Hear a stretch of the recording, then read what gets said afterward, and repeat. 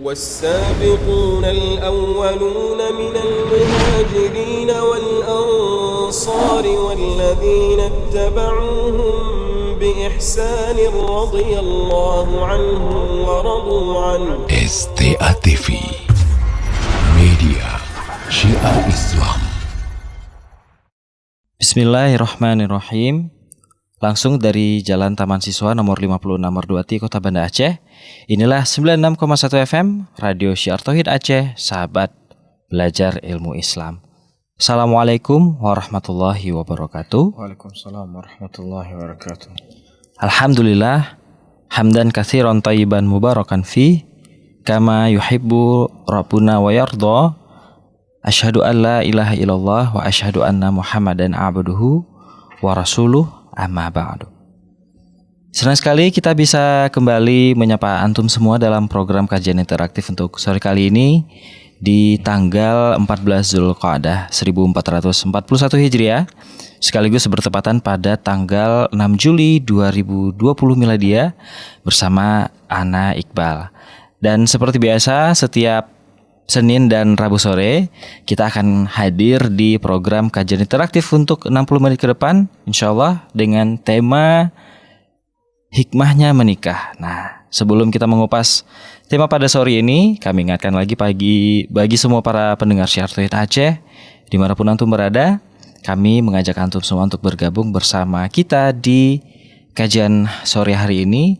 Langsung segera konsultasi di 0852 7732 3266 via telepon, atau juga bisa mengirimkan pertanyaan melalui Facebook dan juga Instagram, SMS dan juga WhatsApp di nomor 0852 1414 2314. Dan tentunya antum juga dapat mendengarkan kita langsung di frekuensi 96,1 FM atau live streaming di www.syiartauhidaceh.com. Sahabat Syiar Tauhid Aceh dimanapun antum berada, agama Islam telah memberikan petunjuk yang lengkap dan rinci terhadap persoalan pernikahan.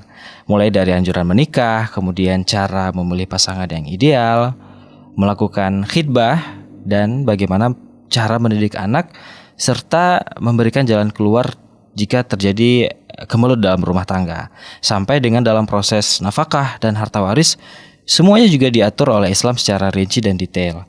Nah, jadi pernikahan bukanlah soal persoalan yang kecil atau sepele ya, melainkan persoalan penting dan besar. Tentunya akad nikah adalah sebagai salah satu perjanjian yang kokoh dan suci. Nah, karenanya diharapkan semua pihak yang terlibat di dalamnya, khususnya untuk pasangan suami istri, harus memelihara dan menjaga secara sungguh-sungguh dan penuh tanggung jawab.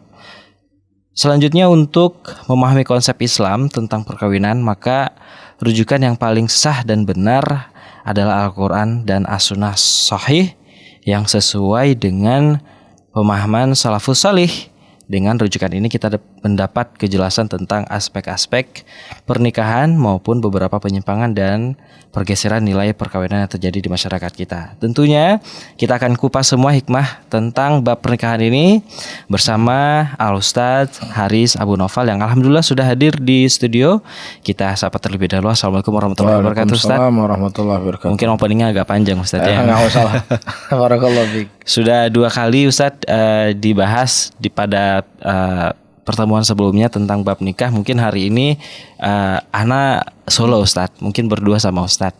Nah, langsung kita masuk tema kita pada hari ini, dan kita ingatkan sedikit lagi untuk sahabat Syiar Tauhid Aceh yang ingin berkonsultasi mengenai masalah tema yang kita bahas pada hari ini, langsung di 0852 7732 3266 untuk via telepon, dan 0852 1414 2314 untuk via WhatsApp dan juga SMS.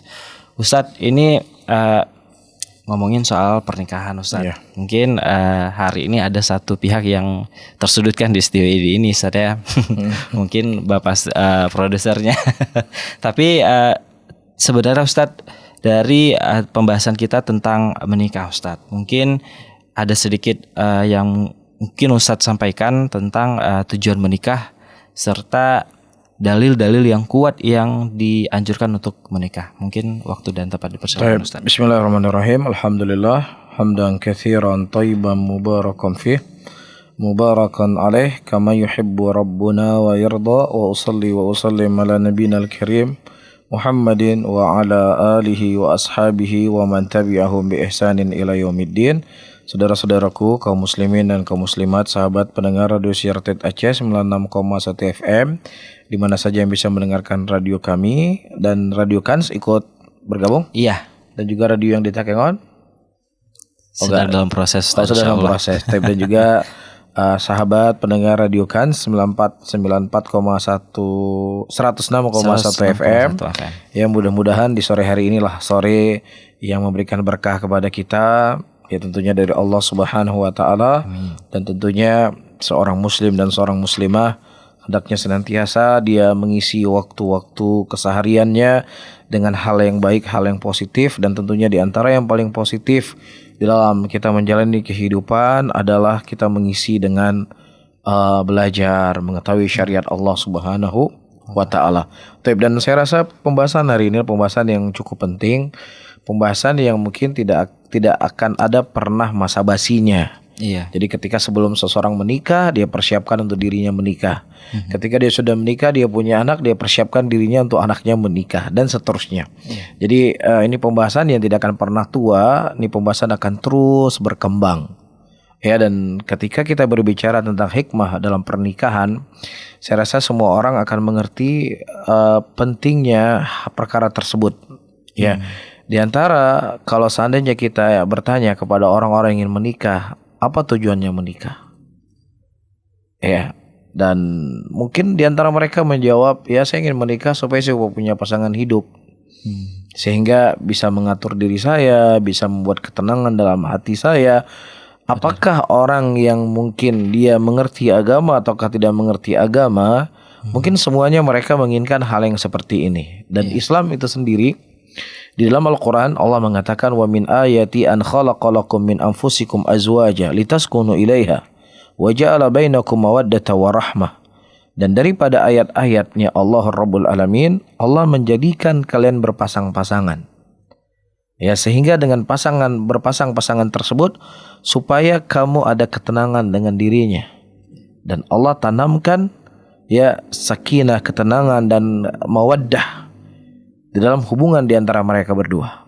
Maka ini di antara hikmah yang paling agung, hikmah yang paling mulia, dan tujuan yang paling terbesar. Ya, disyariatkan pernikahan supaya seseorang tenang ketika dia memiliki pasangan dalam hidupnya. Ya, ibaratnya kalau kita pakai sendal sebelah, itu kan nggak ada ketenangan kita sendal sebelah ini, jangan-jangan sendalnya nyolong di jalan nanti. Karena pakai sendalnya satu atau yang semisalnya. Kemudian yang kedua, ya, setiap kita pasti ingin menyenangkan Nabi kita Muhammad SAW. Dan di antara hal yang paling membuat Rasulullah SAW itu bahagia, yaitu ketika umat ini mereka ya dengan jumlah yang banyak. Semakin banyak jumlah mereka, maka akan semakin senang Rasulullah.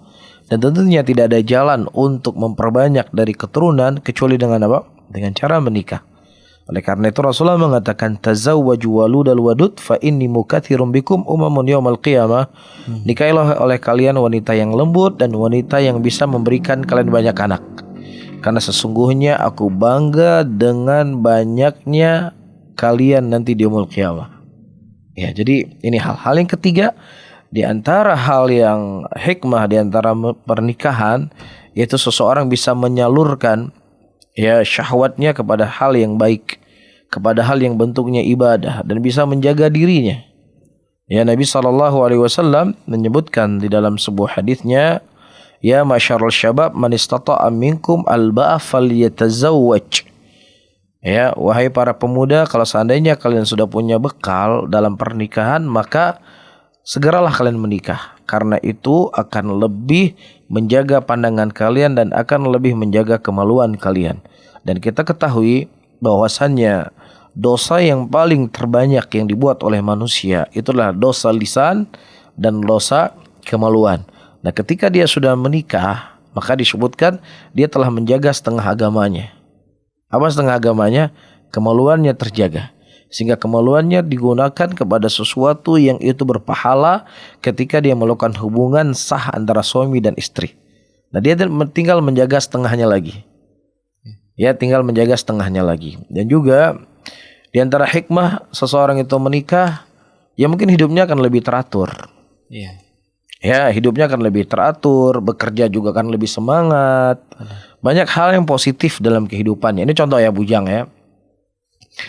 Ya, biasanya bujang itu kan kalau tidur, kadang malam ini tidurnya di rumah teman A.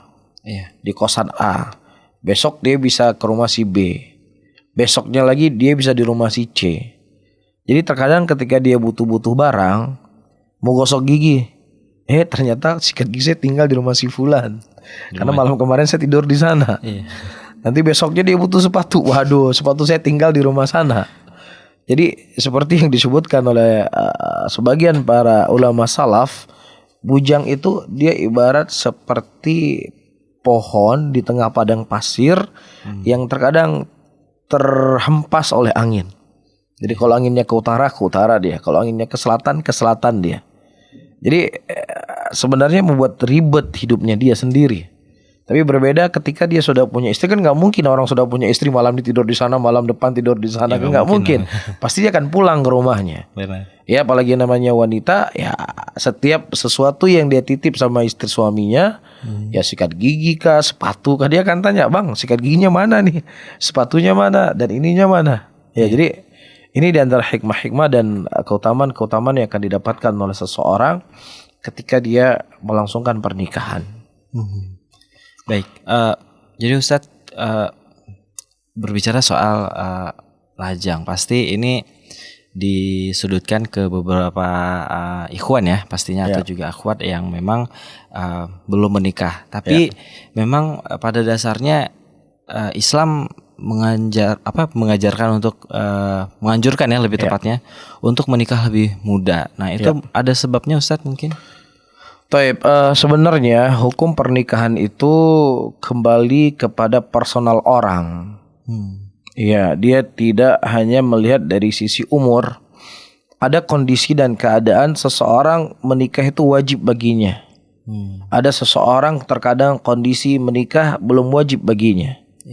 Ya, nah kapan pernikahan itu menjadi wajib baginya? Ketika seseorang memiliki syahwat yang dia khawatirkan syahwatnya itu akan terjatuh dalam perkara yang haram, dan dia sudah memiliki bekal untuk pernikahan, maka orang seperti ini wajib untuk dia menikah. Bisa saja itu berlaku pada anak umur 17 tahun.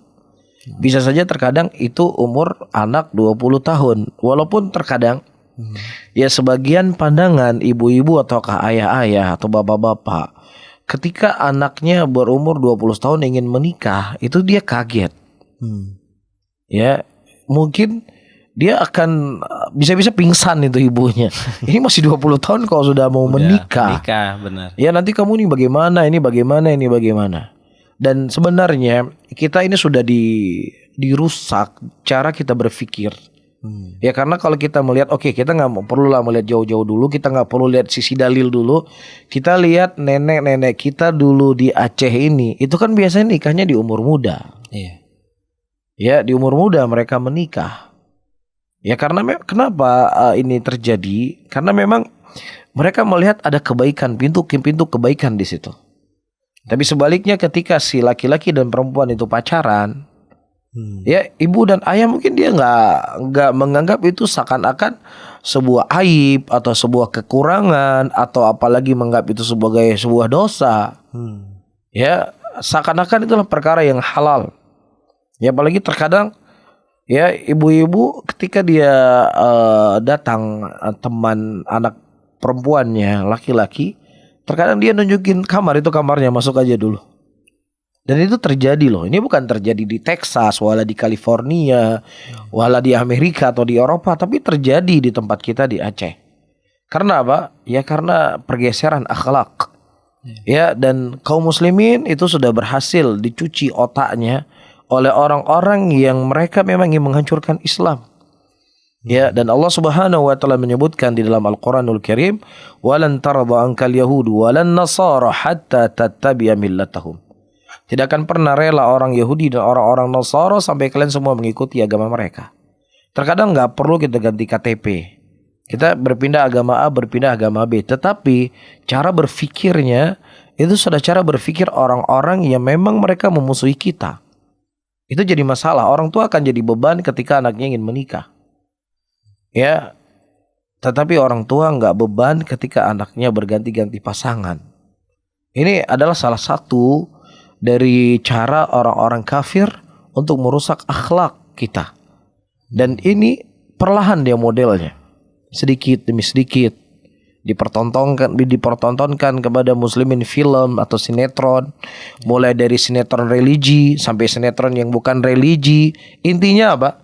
Ada nggak sinetron religi cuman pembahasan ya baca Quran dalam sinetron tersebut? Kan nggak ada. Tetap di situ ada laki-laki dan perempuan yang pemeran utama. Ya ceritanya tentang ketika mereka berpacaran, walaupun mungkin pacarannya menurut mereka itu pacaran yang Islami. Ya kan cerita tetap cerita pacaran kan? Iya benar. Perebutan pacar dan lain sebagainya. Itu yang Islaminya, gimana yang tidak Islaminya? Jadi ini yang dipertontonkan setiap hari, terlihat oleh mata-mata muslimin, terdengar oleh wanita-wanita atau kaum muslimin itu sendiri, sehingga ya terjadilah apa yang dikhabarkan oleh Nabi. Akan ada nanti di akhir zaman daripada umatku yang mereka menghalalkan zina. Ya, tetapi hal yang itu bentuknya ibadah akan dihalangi, akan dibuat syarat yang begitu banyak supaya anaknya nggak menikah dulu. Tapi kalau pacaran free, bebas. Jadi sebenarnya orang-orang yang seperti ini dia tidak menghormati anaknya, tidak mencintai anaknya. Kalau seandainya dia mencintai anaknya, dia akan memberikan anaknya pasangan hidup yang kemudian di dalam pernikahan seperti yang Iqbal sebutkan tadi, ada ikatan-ikatan, ada kewajiban-kewajiban. Lah sekarang kalau pacaran, ya ada masalah udah selesai. Ya wala ada mahar, wala ada apapun dan lain sebagainya, tidak ada ikatan apapun. Ya putus, besok pacaran sama laki-laki lain lagi. Nah, orang tua nggak ada masalah hal yang seperti itu. Ini kan lucu cara berpikir seperti ini, seperti itu. Wallahu a'lam. Justru ini sifat-sifat yang memang jauh dari Islam, Ustaz ya. Jelas itu jauh dari Islam. Karena memang pada dasarnya ya kayak Ustaz bilang tadi, mungkin karena bergesernya secara akhlak ya. Nah, dan cara berpikir. Nah itu dia. Nah tapi Ustaz jauh sebelum kita bahas, mungkin ini kaitannya dengan setelah menikah atau menuju menikah nih Ustadz. Nah mungkin kita sudah mendengarkan tadi ya bahwasanya untuk tahap menikah ini ya perlu persiapan ya Ustadz ya. Nah, jelas. Persiapan yang matang. Kemudian juga restu dari orang tua juga harus termasuk Ustadz ya. Tapi Ustadz gimana sih kalau misalnya ada seorang ayah atau wali yang ingin menikahkan putrinya atau mungkin ponakannya karena statusnya sebagai wali. Nah, tapi si orang tuanya ini masih bolong dalam beribadah, Ustadz. Iya. Nah, itu apakah pernikahan itu dinyatakan sah atau gimana menurut pandangan Ustadz? Jadi maksudnya ketika wali dalam pernikahan tersebut dia bolong-bolong sholat. Iya. Apakah sah dia menjadi wali ataukah tidak? Iya. Ya, jadi memang kita maklumi di dalam masalah pernikahan wali itu merupakan syarat sahnya nikah. Wujudul wali. Iya. Ya. Atau ridhonya wali yang dia wakilkan kepada orang lain untuk menikahkan perwaliannya. Dan Nabi SAW mengatakan la nikah illa bi wali. Tidak ada pernikahan kecuali ya itu disyaratkan adanya wali dalam pernikahan. Dan di sini kita ketahui bahwa saja syarat daripada wali itu adalah seorang muslim. Itu syaratnya. Karena orang kafir itu tidak berhak untuk menjadi wali pernikahan walaupun itu anak kandungnya. Nggak boleh dia menikahkan karena orang kafir nggak berhak untuk menjadi wali bagi orang-orang beriman. Jadi itu syarat mutlak. Wali itu harus muslim. Dan yang menjadi masalah sekarang, apakah orang yang meninggalkan sholat itu dia muslim ataukah tidak muslim? Kalau kita membaca fatwa-fatwa dari para ulama dan madhab para ulama dan juga teriwayatkan dari sahabat Rasulullah SAW, orang yang mereka bermalas-malasan sholat, terkadang dia sholat, terkadang dia tidak sholat, dan dia mengakui bahwasanya sholat itu merupakan sebuah kewajiban di dalam madhab Hambali, orang-orang seperti ini dikeluarkan dari Islam. Ya, karena teriwayatkan dari Abdullah bin Syaqiq seorang tabi'in, beliau berkata tidak ada sesuatu apapun yang dipandang oleh para sahabat Rasulullah yang mana seseorang ketika meninggalkan perkara tersebut dia bisa keluar dari Islam kecuali dari meninggalkannya salat. Ya, dan juga Rasulullah mengatakan dalam hadisnya, ahdun bainana wa bainum as-shalah faman taraka faqad kafar. Yang membedakan di antara kita dengan mereka, yaitu orang-orang kafir, adalah salat, dan siapa yang meninggalkan salat maka dia telah kafir. Nah, hadis ini difahami oleh mazhab Hambali dan sifatnya mutlak. Siapa yang mereka meninggalkan sholat, apakah walaupun dia tidak menolak dari kewajiban sholat, tapi dia bermalas-malasan, maka dia itu tidak dikatakan sebagai seorang muslim. Nah, kalau seandainya dia bukan seorang muslim, maka tidak boleh dia untuk menjadi wali pernikahan putrinya. Namun ada sebagian ulama yang lain mengatakan, ya, dia itu fasik.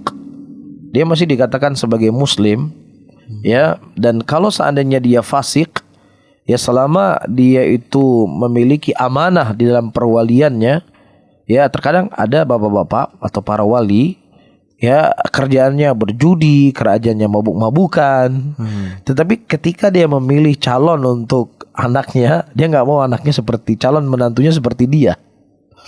Ya, dia pengen, dia nggak mau yang suka berjudi, suka mabuk-mabukan. Pokoknya saya pengen anak saya nikah dengan laki-laki yang soleh, jangan seperti saya.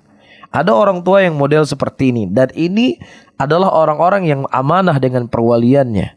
Maka itu tetap sah dia dijadikan sebagai wali walaupun dia berbuat dosa-dosa yang lainnya selama dia masih seorang muslim. Seperti itu. Nah, ini juga banyak sekali Ustadz yang sudah masuk di Instagram. Mungkin coba kita baca satu persatu dulu Ustadz ya.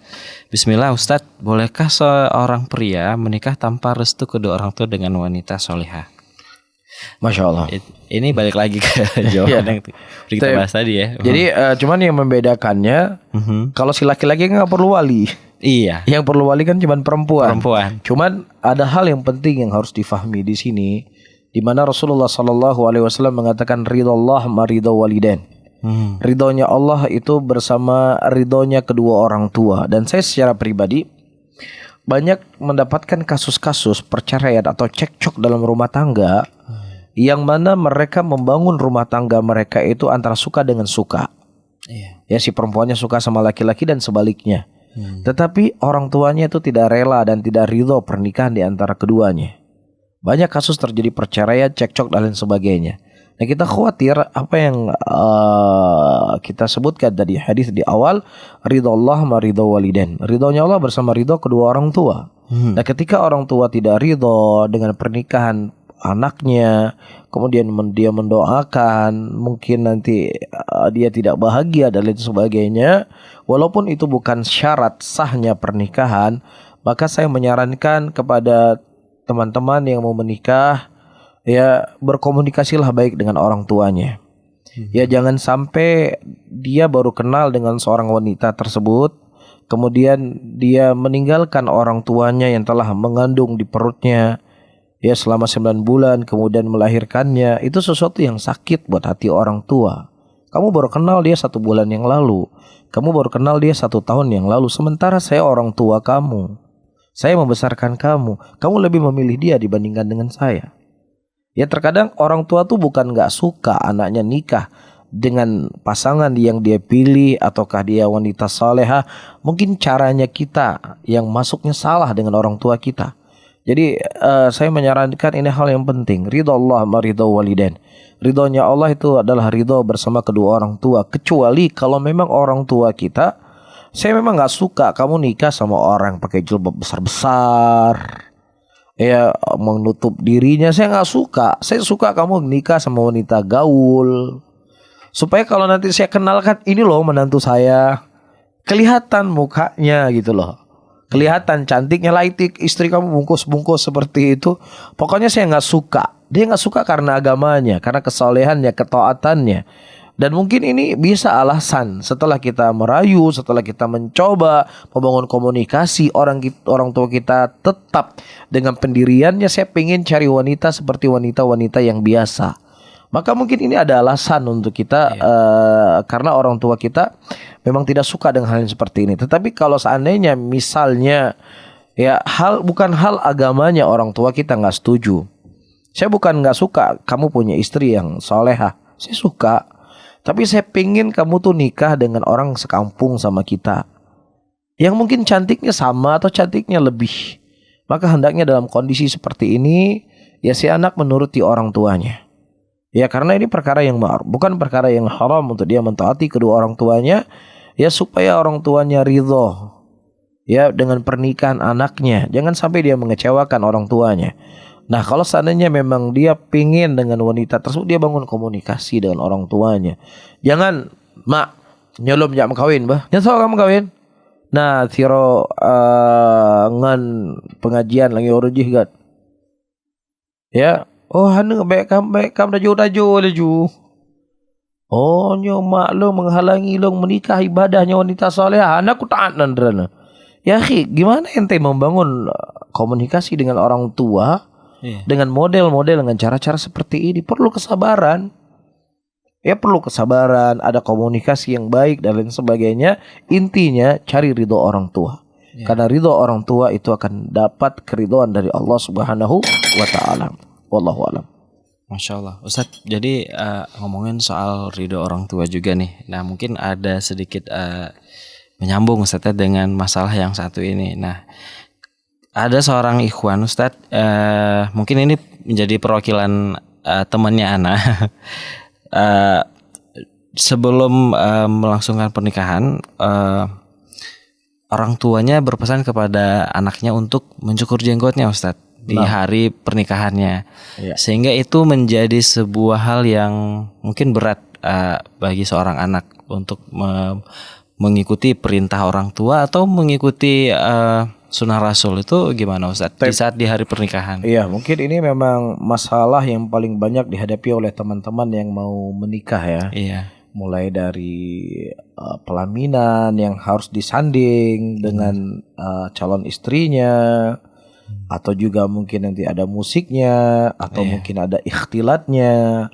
Ini adalah masalah yang cukup kompleks yang terjadi di sebagian teman-teman yang sudah mulai ikut kajian, yang dia ingin memulai pernikahannya itu dengan cara yang sesuai dengan syar'i, dipisah laki-laki dengan perempuan, tidak ada musiknya, dan juga dia tidak ingin istrinya dilihat oleh mata-mata yang tidak berhak untuk melihat atau yang semisal dengannya. Tetapi ini adalah masalah yang cukup serius. Ya, nah mungkin kita perlu taktik dan metode dan perlu cara ya, bagaimana supaya pernikahan yang kita inginkan itu terwujud. Dan ya apa yang kita inginkan juga dengan cara-cara yang kita sebutkan tadi juga terjadi seperti itu. Dan mungkin karena memang apa ya, sesuatu yang memang sudah mengakar ya di negeri kita ya, atau juga bahkan di Aceh itu sendiri.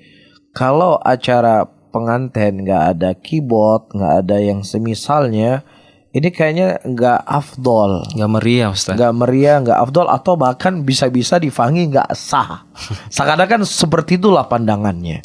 Jadi terkadang kalau misalnya si anak berkata, "Ma, ayah, ini kan saya mau menikah, tetapi mungkin nanti kan sudah pakai make up, sudah pakai baju adat, pas sholat duhur itu kan repot itu sholatnya. Apa boleh mungkin sekali-sekali saya nggak usah sholat duhur? Alah Allah kedepannya tanya dengan kamu." Kadang-kadang gimana ya kita mau bicara ya? Kadang-kadang ini hal yang sepele, bukan hal yang besar meninggalkan sholat. Allah kedepannya tanya kan tibu nyo naje ya andet asam dan semayang. Kadang-kadang begitu. Tetapi ketika masalahnya ayah atau ibu, mungkin nanti kalau pernikahan kita nggak boleh ada musik, terus jangan disanding, atau jangan ada pegang-pegangan kayak purnolong dari jamun lagi nyogom kawin kayak purnolong agak malamnya kan. Itulah saya sebutkan tadi, perubahan dari sisi pemikiran, perubahan dari sisi akhlak, itu tanpa terasa kita terjajah sebenarnya dengan pemikiran-pemikiran yang itu sangat jauh daripada syariat Islam itu sendiri. Jadi saya pernah sekali cerita ya, ada seorang teman yang memang mau menikah. Memang kondisinya seperti yang disyaratkan A, B, C, D dan yang semisalnya. Jadi waktu itu kita sempat berdiskusi, saya memberikan arahan seperti ini. Dan alhamdulillah itu bisa berhasil. Jadi ketika kamu lamaran udah kamu diam aja. Nggak usah mengiyakan, nggak usah mentidakkan. Nanti kita begini, begini dan begini. Udah, undangan sudah disebarkan. Iya. Mudah-mudahan calon orang tua nggak dengar. Jadi Harusnya dengar Ustaz. harus dengar. Nggak maksudnya rahasia kita Iya, nih. benar. Jadi pas 2 hari sebelum pernikahan, ya, jadi si teman ini laki-laki ini disampaikan kepada calon mertuanya, ya saya ingin menikah, tetapi dengan syarat begini, begini, begini dan begini. Itu tinggal -2 udah 2 hari lagi ya. -2 hari sebelum hari pernikahan. Nah, si orang tua yang sudah menyebarkan undangan itu kan nggak mungkin dia cancel acara. Untuk di cancel itu 90% kayaknya udah nggak mungkin karena acara sudah, rumah sudah dihias, mungkin lembu juga sudah dibeli, undangan sudah disebar. Ya sudah, ini kemauan saya. Ya kalau diterima, alhamdulillah kita lanjut.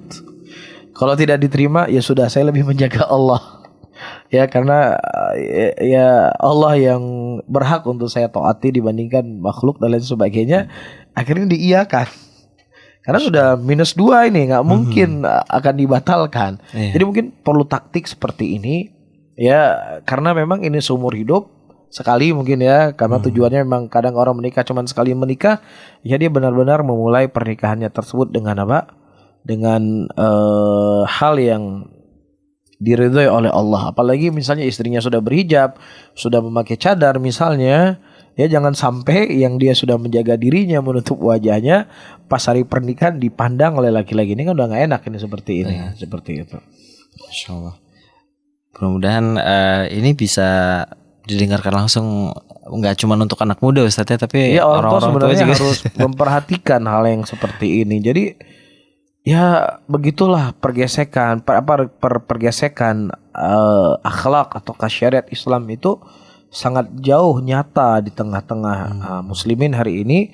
Di antaranya bisa kita lihat adalah ketika terjadi pernikahan seperti itu. Nah Ustadz, ngomongin soal lingkungan juga nih Ustadz. Jadi kebanyakan di antara kita, di lingkungan kita, mungkin ada beberapa yang melakukan akad pernikahan itu di rumah, tapi sebagian besar di masjid. Nah mungkin ini juga menjadi sebuah perbandingan gitu Ustaz.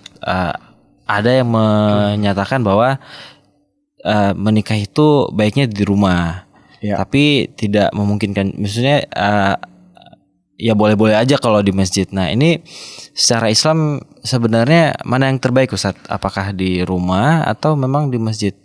Taib, wallahu a'lam bishawab. Sebatas ilmu yang saya ketahui ya, sebatas apa yang saya ketahui ya, tidak ada di sana datang sesuatu yang khusus dari Nabi kita Muhammad SAW di mana tempat yang paling afdol untuk dilaksanakan pernikahan. Itu sebatas yang saya ketahui. Wallahu a'lam, mungkin ada dalil khusus harus di masjid atau lain sebagainya. Ya, ini yang saya ketahui, sebatas yang saya ketahui. Nah, kalau seandainya memang demikian, seseorang bisa saja dia menikah di masjid atau boleh saja dia menikah di rumahnya. Ya, namun ketika dia menganggap di masjid itu lebih afdol, ya kalau memang seandainya maksud dan tujuannya karena masjid adalah rumahnya Allah, ya dia mengharapkan keberkahan ketika dilakukan di rumahnya Allah dan yang semisalnya, wallahu alam apakah tujuan seperti ini boleh ataukah tidak boleh, wallahu alam bisawab. Ya mungkin perlu untuk pelajari kembali lebih mendalam. Namun intinya seseorang ketika dia beringin melakukan akad nikahnya di masjid dengan alasan mungkin tempat parkirnya lebih luas atau mungkin tempatnya juga luas ketika melakukan akad pernikahan.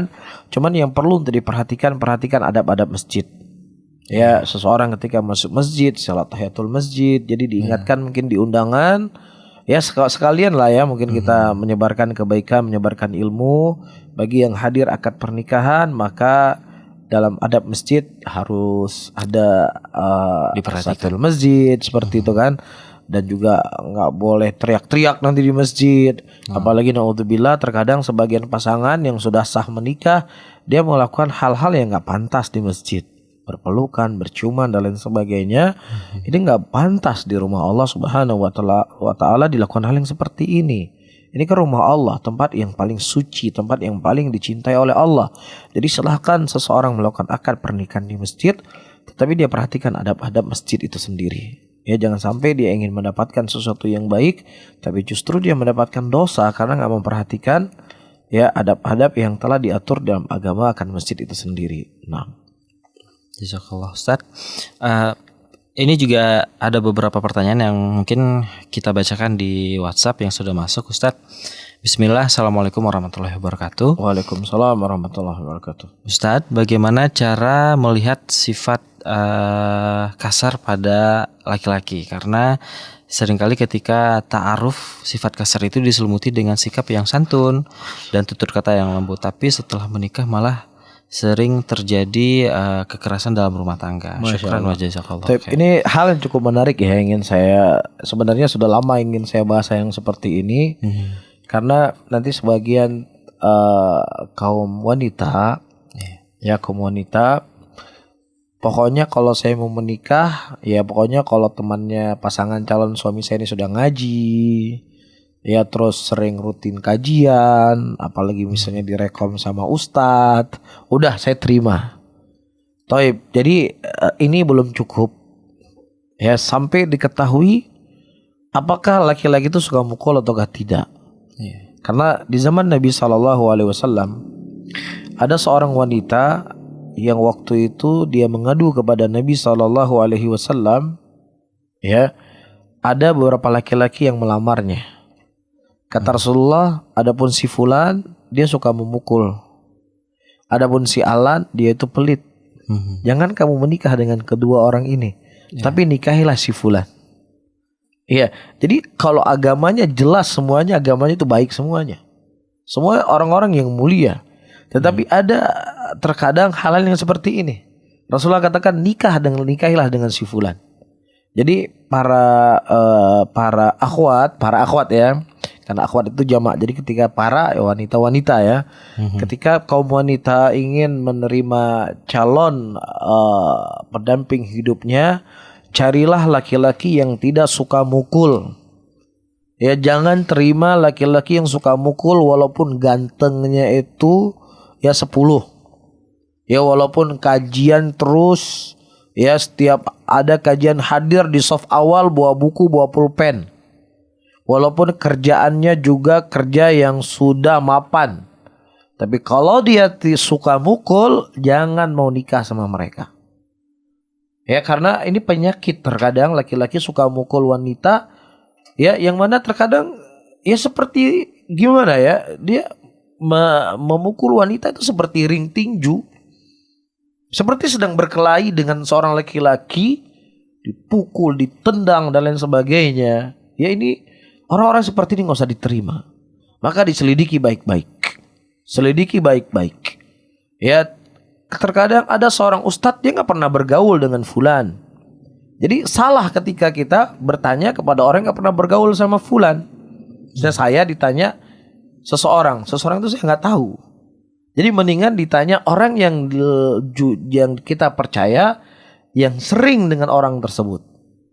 Ya, dia safar bareng, dia sudah sering bersama, jadi tahu. Ya, jadi seseorang itu akan mengetahui secara mendetail walaupun tidak 100%, setidaknya dia sudah punya gambaran umum. Ya, ketika dia bersafar dengannya, dia akan ketahuan, oh ini suka pelit. Oh ini suka marah-marah, suka ngambek. Ya, suka tidak sabar. Ya, di toiletnya lama. Itu kan ketahuan semua kalau kita sedang bersafar. Ini manjil jijih loh.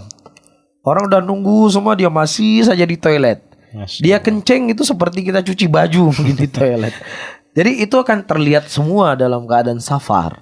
Ya, jadi ini mungkin salah satu cara ya, di mana seorang wanita ketika ingin menerima calon yang akan menjadi pendamping hidupnya, dia selidiki baik-baik. Ini orang suka mukul atau tidak. Ya, ditanya kepada orang yang mengenalnya. Karena ini akan memberikan dampak yang jelek kepada anak-anak. Ketika si bapak suka mukul, ya ketika nanti dia lahir anak-anaknya akan lihat. Ini bapaknya setiap hari smackdown nih di rumah nih. Yang akhirnya itu akan terbawa kepada anak itu sendiri. Jadi hal ini seperti harus dicelidiki benar-benar dalam pernikahan. Jangan terlena kegantengannya. Jangan terlena Masya Allah ngajinya di saf awal terus, bawa buku dan lain sebagainya. Ya, mendingan wajahnya pas-pasan tapi penyayang.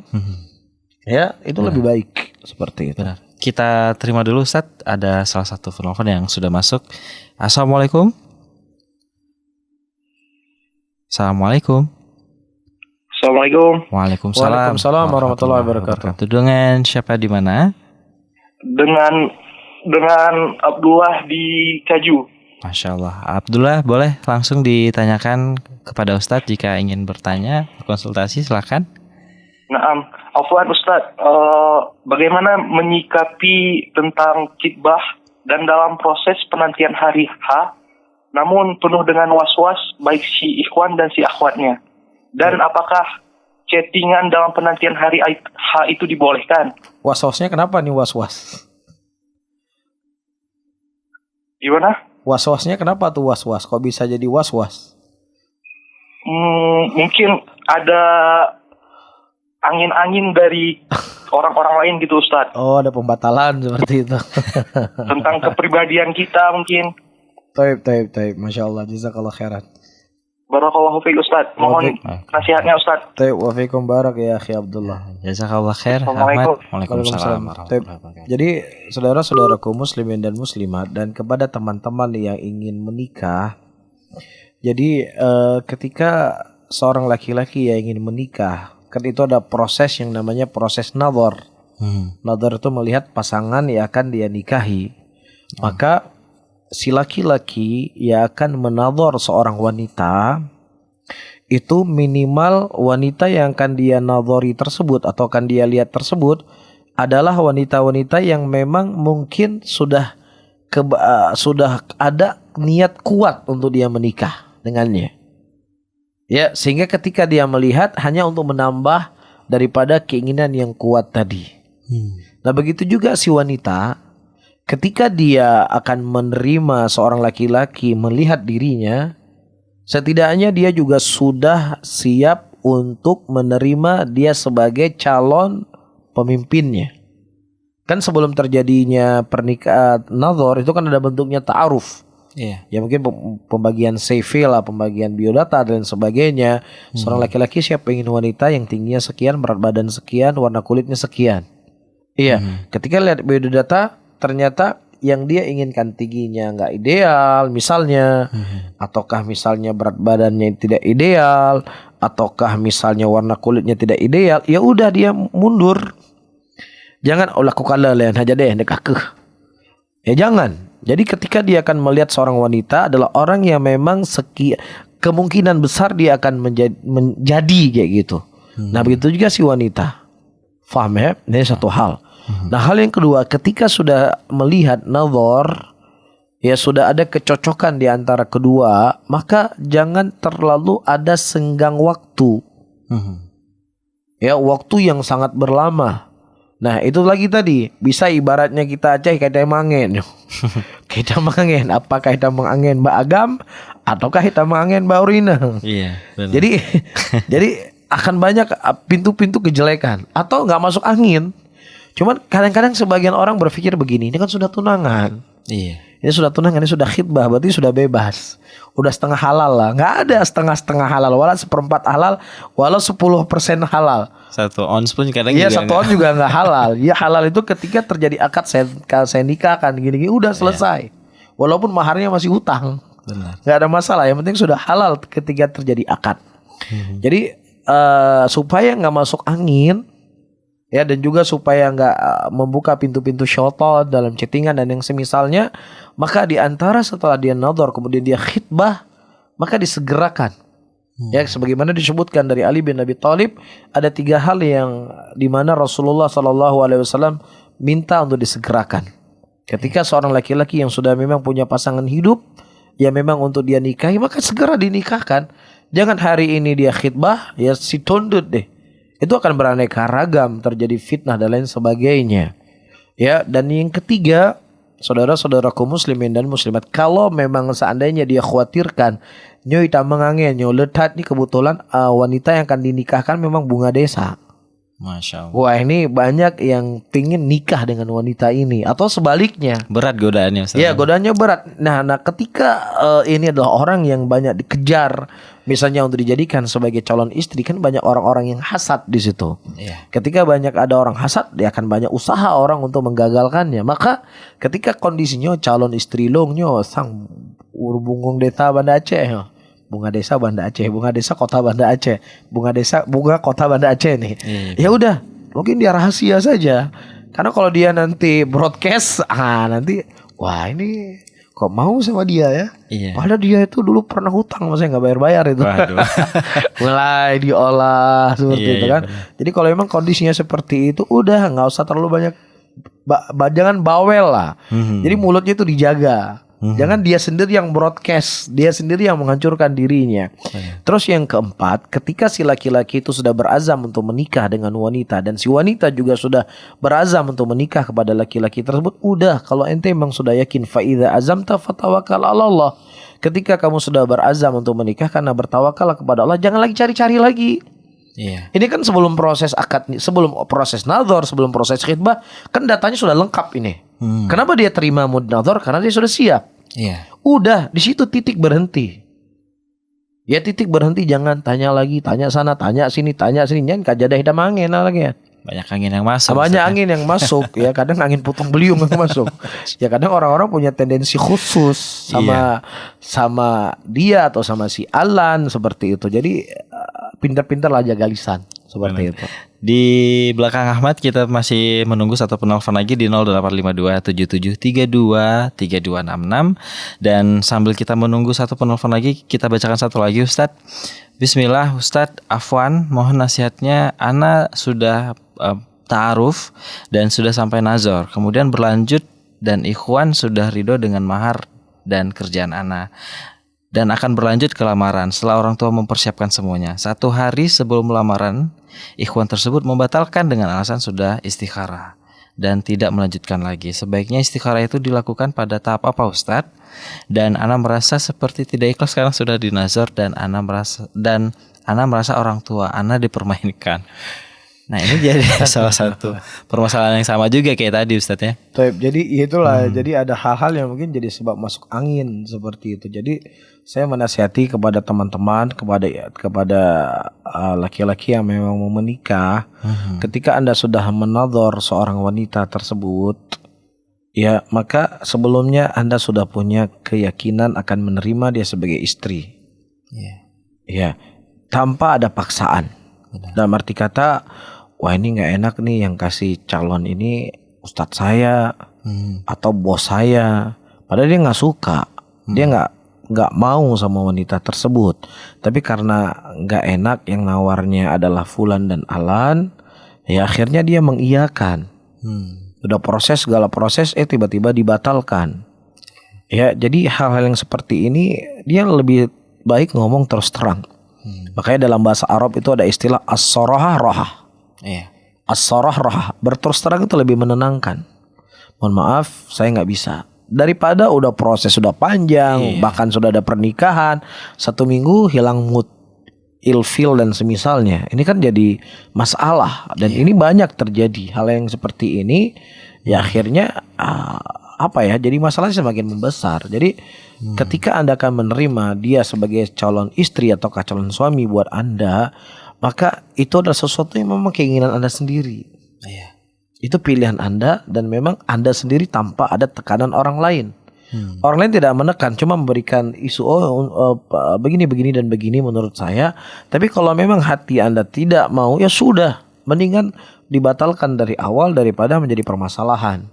Ya, ujungnya bermasalah. Adapun kepada saudara yang bertanya, ya atau dia bertanya tentang soal kasus temannya atau saudaranya atau lain sebagainya, ya sudah, bersabar saja. Ini adalah sesuatu yang telah ditakdirkan oleh Allah. Toh kalau dia memaksa juga tidak akan terjadi dan lain sebagainya. Kalau dituntut sama polisi juga jadi panjang.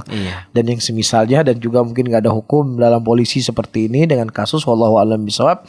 Cuman berharap saja ya pasti Allah akan mengganti dengan sesuatu yang lebih baik. Amin. Ya terkadang menurut kita kalau saya menikah dengan dia adalah baik buat saya, tapi terkadang kita tidak tahu kalaupun itu akan terjadi mungkin akan menjadi mudarat buat kita.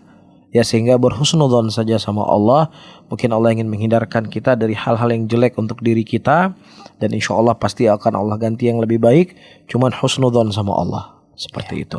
Masya Allah. Dan laki-laki yang model seperti itu mungkin akan dicap sama yang lainnya. Wah, hati-hati nih Rekomendasi jelek Ustaz ya. Iya, jadi dia sendiri yang menjerumuskan dirinya. Iya, jadi benar, sebelum itu terjadi, ya udah main cantik dalam arti kata seperti yang saya sebutkan tadi. Benar. Wah, pembahasan kita semakin menarik nih Ustadz. Iya. Tapi mungkin ada satu permasalahan lainnya Ustadz. Ini ketika banyak yang sudah memilih untuk jalan menikah Ustadz.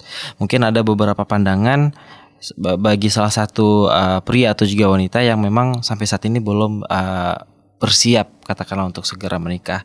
Nah, tapi apabila jika ada seorang laki-laki atau juga wanita Ustadz, dia mendapatkan syubhat Ustadz ketika dia ingin menikah, kemudian dia mendapatkan syubhat sehingga dia merasa seperti tidak ingin menikah. Nah, ini gimana Ustadz? Apa yang harus dikuatkan dari segi jadi hal yang kita sebutkan tadi di awal, pernikahan itu adalah sebuah kebutuhan yang terkadang ya seseorang kita tidak melihat sisi umur, kapan dia siapnya,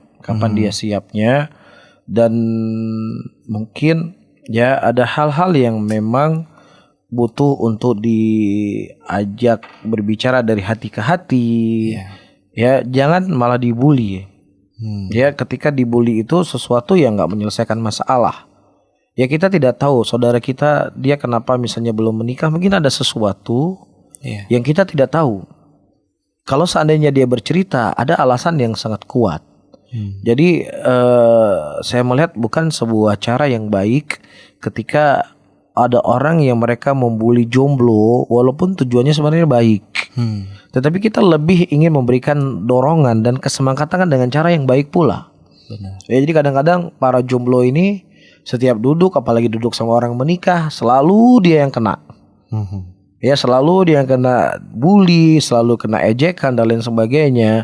Saya rasa ini bukan hal yang baik. Kita harus menjaga perasaan saudara kita.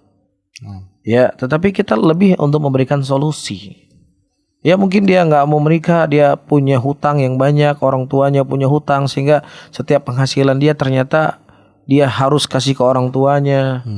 Ada hal-hal yang terkadang kalau kita mendengar ceritanya apa itu kita sangat maklumi. Jadi dalam arti kata kita ingin memberikan solusi. Ya, kalau memang seandainya udah saya ini punya adik kandung saya mau kasih untuk antum. Ya, walaupun mungkin maharnya hanya satu perangkat alat sholat, kan keren seperti itu. Ada solusi. Ada solusi. Ini ngomong ini kayak nggak kawin gini wah bla bla bla bla bla bla, terus nggak ada solusi. Cuman menjatuhkan, cuman mengejek, cuman ini bukan akhlak seorang muslim seperti ini. Ya, dan Allah telah ingatkan di dalam Al-Quran, wailul likulli humazatil lumazah. Celakalah orang-orang yang suka mengumpat dan suka mencela. Dan juga Rasulullah mengatakan syarrun nas manzilatan yaumal qiyamah, orang yang paling jelek kelak kedudukannya di yaumul qiyamah, larinya seseorang daripada lisannya. Ya, misalnya ada ngomong sama Iqbal sama Nopri, ayo jalan yuk. Kemana Ustaz? Kita safar. Siapa aja? Si Fulan. Oh, ada si Fulan. Ustaz afwan saya nggak bisa ikut. Ya, setiap ada orang yang berjalan sama kita, orang nggak mau berjalan, takut. Takut dibully, ya takut diejek.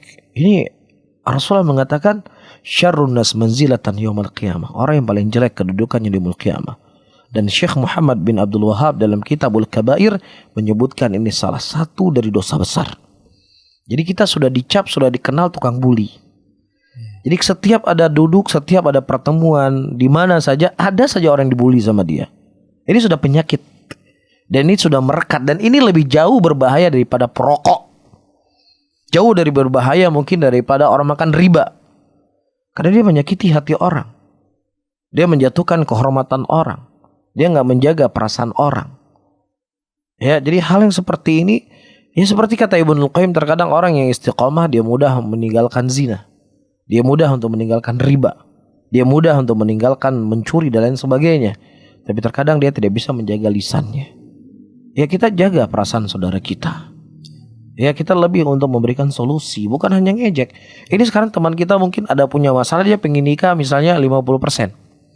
Kan seharusnya kita kasih spirit, kasih dorongan sama dia yang 50% bisa naik. Jadi 60%, jadi 70%, 80%. Ada masalah apa? Kita ingin bahas. Ya nggak perlu di depan umum dong. Kan bisa duduk berdua, ada masalah apa. Tapi dengan dibully, akhirnya apa? Yang tadinya 50% jadi minus 50%. Ya akhirnya dia semakin jauh. Sudah tidak kelihatan lagi duduk sama teman-teman. Ketika sudah tidak duduk dengan teman-teman yang baik, sudah mulai jauh dari pengajian. Kemana si fulan? Saya duduk sama mereka dibully terus. Ya akhi, orang lari dari kebaikan gara-gara lisan kita. Ini harus kita jaga. Ya, para jomblo itu kita harus kasih solusi. Ada apa masalahnya? Ya kan gak bisa, ayo kawin. Emangnya kawin pakai sendal jepit? Emangnya kawin udah selesai gitu aja? Kan ada masalah A, masalah B, masalah C, masalah D, masalah F, masalah G. Nah ini coba kita verifikasi apa aja sih masalahnya.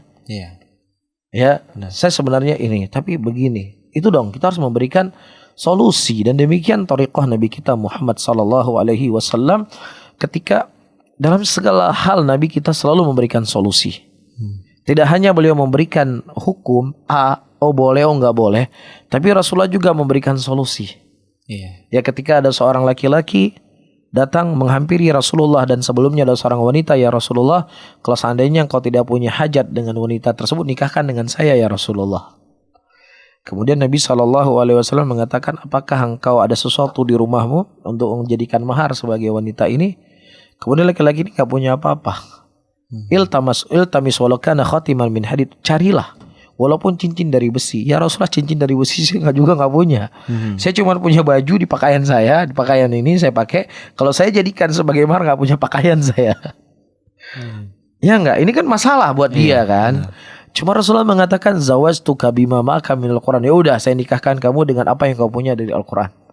Jadi ada solusi dari Nabi SAW ketika dari sisi lain beliau menghasung, tapi memberikan solusi. Ya, seperti juga kisah laki-laki yang mendatangi istrinya di siang hari bulan Ramadan. Kata Rasulullah, ya sudah, kamu harus memerdekakan budak. Kalau tidak mampu, kamu berpuasa berturut-turut selama 2 bulan. Tidak mampu juga kamu memberikan 60 makan orang miskin. Kan masalah buat dia. Rasulullah memberikan hukum. Hukumnya ini kafarah yang harus kamu bayar. Kemudian dia bayar budak gak mampu. Berpuasa berturut-turut selama 2 bulan gak mampu. Di bulan Ramadan saja yang wajib 30 hari, saya gak tahan datangi istri saya. Apalagi di bulan Ramadan harus berpuasa 2 bulan berturut-turut. Suatu gak mungkin. Kemudian ya sudah, kata Rasulullah, kamu memberikan makanan 60 orang miskin. Ya Rasulullah, ya apalagi ini saya juga gak mampu. Sini orang fakir, tidak ada orang yang fakir yang lebih fakir daripada saya di kota Madinah ini. Kemudian Nabi SAW memberikan makanan untuk dirinya. Kemudian kata Rasulullah, sedekahkanlah makanan ini sebagai kafaroh engkau daripada apa yang kau lakukan pelanggaran mendatangi istrimu di siang hari bulan Ramadan. Dia berkata lagi sebenarnya tadi di awal, ya Rasulullah, tidak ada orang yang lebih fakir daripada saya di kota ini. Jadi kalau saya kasih makanan, ya saya juga berhak dengan makanan itu. Kemudian Rasulullah mengatakan, ya sudah, ente makan buat ente dan keluarga ente. Jadi ini sunnah Nabi kita SAW. Ketika menghasung sesuatu, beliau memberikan solusi. Ya inilah manhajus salaf. Jadi manhaj salaf bukan hanya bidah-bidah saja, bukan hanya syirik-syirik saja, bukan hanya riba-riba saja. Betul. Tapi manhaj Ahlussunnah adalah metode dan cara Nabi kita SAW. Jadi saya nggak sepakat sama sekali orang-orang yang membuli jomblo. Ya cuman sekadar mengejek dan lain sebagainya. Kita harus menjaga perasaan seseorang. Kita jaga perasaan seseorang. Kalau memang Anda ingin memberikan solusi, Anda tanya mungkin dari hati ke hati, ada apa masalahnya. Ya kalau memang masalahnya, ya, ayo kita selesaikan. Kan seperti itu. Baik, mungkin di penghujung acara Ustadz, untuk satu pertanyaan lagi. Bagaimana Ustadz cara kita menyikapi pernikahan yang tidak sekufu? Ya mungkin ya kita juga pernah baca buku nikah Ustadz ya, tentang mencari pasangan yang sekufu. Nah tapi apakah sekufu itu hanya bagi akhwatnya saja, atau ikhwannya juga yang juga harus mencari pasangannya. Mungkin seperti itu. Taib, saudara-saudaraku muslimin dan muslimat, sahabat pendengar Radio Siar Tauhid Aceh 96,1 FM. Ya. Ketika Abu Bakar Siddiq radhiyallahu taala anhu datang melamar Fatimah pada waktu itu. Ya, dan juga setelahnya Umar radhiyallahu taala anhu datang melamar Fatimah. Dan Nabi sallallahu alaihi wasallam menolak secara halus. Kalau Fatimah itu masih kecil. Kemudian Rasulullah menerima lamaran dari siapa? Dari Ali bin Abi Thalib. Dari sisi kemuliaan, mana yang lebih mulia, Ali ataukah Abu Bakar Siddiq? Jelas Abu Bakar Siddiq lebih mulia. Jelas Umar bin Khattab lebih mulia. Tetapi Rasulullah memilih calon istri untuk anaknya adalah Ali bin Abi Thalib yang kemuliaannya di bawah siapa? Di bawah Abu Bakar dan Umar radhiyallahu taala anhum ajmain. Apa faedah yang bisa kita petik di sini? Faedah yang bisa kita petik ketika kita akan mencari calon suami untuk putri kita, kita bukan sedang buka pesantren. Kalau buka pesantren kan harus hafal Quran. Ini buka pesantren nih, hafal Quran, harus bisa ini, harus bisa itu. Itu kan buka pesantren kan. Tetapi kita mencari calon suami untuk putri kita adalah untuk menjalani pasangan hidupnya. Ya, jadi bisa saja orang yang dia agamanya lebih mulia, ya, ada orang yang dia juga soleh, tapi tingkat agamanya tidak seperti si fulan yang satunya. Paham? Nah, terkadang si fulan yang memiliki agamanya lebih bagus, lebih mulia dan lain sebagainya, itu tidak cocok dengan anak kita, bahkan yang agamanya di bawah anak itu lebih cocok buat anak kita. Jadi ini mungkin kalau inginkan sukufu dengan mana ini, ya memang seperti itu yang kita ketahui dari Nabi kita sallallahu alaihi wasallam. Tapi kalau seandainya memang si anak satu orang yang kaya, yang satu si miskin, kalau memang cocok dan lain sebagainya, ya nggak ada masalah. Ya nggak ada masalah. Cuman intinya carilah pasangan kepada putra putri, bapak dan ibu-ibu yang memang itu sesuai. Ya, ada seorang anak memang dia melihat anaknya itu ya udah terbiasa mungkin dengan harus pakaian yang bagus, ini yang bagus, ini yang bagus, semuanya pengen bagus. Terkadang ketika dia mendapatkan suami yang mana suaminya itu terkadang dia punya uang juga tapi nggak pengen yang kayak gitu-gituan. Terkadang hal yang seperti ini tuh bisa menjadi gesekan ya, ketidakcocokan. Terkadang hal yang sepele, yang satu pengen ya ada mungkin anak wanita seorang putri yang sudah terbiasa hidup dengan ruangan yang sejuk ketika tidur. Oh, ada suami pokoknya kita harus zuhud, nggak boleh pakai AC, pakai kipas angin aja misalnya. Biar kita agak itu kan kadang ada nggak kecocokan dari sisi ini. Gak ada chemistry ya. Iya, apa ibaratnya? Chemistry. Nah, tidak ada chemistry itulah. Jadi ya mungkin dicari yang sepandan. Ya walaupun bukan syarat yang orang kaya nggak boleh kawin sama orang miskin, enggak. Cuman intinya carilah yang sepandan, yang cocok. Ya mungkin yang satunya memang periang, juga laki-lakinya juga periang, supel dan sebagainya. Terkadang nanti ada perempuannya itu pendiam sekali. Sementara laki-lakinya rame, heboh, nyablak gitu. Iya, nyablak seperti itu. Ketika bertemu kan jadi apa ya? Jadi ilfil mungkin suaminya tadi kan. Yang dia pengen ada perempuan yang begini, ini kok diem seperti itu. Jadi hal itu hal yang baik. Jadi sebelum dicari di hal yang seperti ini perlu difahami, karena saya ulangi kembali, Anda mencari calon untuk suami Anda atau untuk putri Anda, bukan untuk jadi guru di pesantren. Nah, itu harus difahami seperti itu. Masya Allah. Jazakallah khairan Ustadz. Kami ucapkan pada Ustadz atas penyampaian materinya. Sayang sekali Ustadz, waktu juga sudah harus memisahkan kita Ustadz. Tenaga juga udah mau habis nih. Dan semoga Allah hari ini juga senantiasa menjaga Ustadz dan keluarga dan kita semuanya ya. Sudah lebih 60 menit kita menemani antum semua dalam program kajian interaktif pada sore ini, edisi 14 Zulqa'dah 1441 Hijriah. Dan tentunya kami ucapkan jazakumullah khairan bagi yang sudah mendengarkan kita di 96,1 FM. Kami doakan semoga seluruh sahabat Syiar Tauhid Aceh yang sudah mendengarkan kita hari ini, yang sudah berniat untuk segera menikah tahun ini, mudah-mudahan disegerakan ya Ustaz. Amin. Kasih solusi tapi. Iya benar, harus ada solusi. Iya benar-benar. Dan tentunya kami ingatkan seluruh sahabat Syiar Tauhid Aceh dimanapun antum berada, tetap terus stay tune di 96,1 FM karena masih banyak program-program yang menarik yang bisa antum simak di Radio Syiar Tauhid Aceh sampai di jam 10 malam nanti. Dan jangan lupa untuk selalu mendengarkan kita di setiap Senin dan Rabu dari pukul 5 sampai 6 sore waktu Indonesia bagian Barat. Kalau begitu Ana Iqbal dan seluruh kru yang bertugas pada hari ini pamit. Kita akhiri kajian kita hari ini dengan mengucapkan Subhanakallahumma wa bihamdik, asyhadu an la ilaha illa anta, astaghfiruka wa atubu ilaik. Assalamualaikum warahmatullahi wabarakatuh. Waalaikumsalam warahmatullahi wabarakatuh.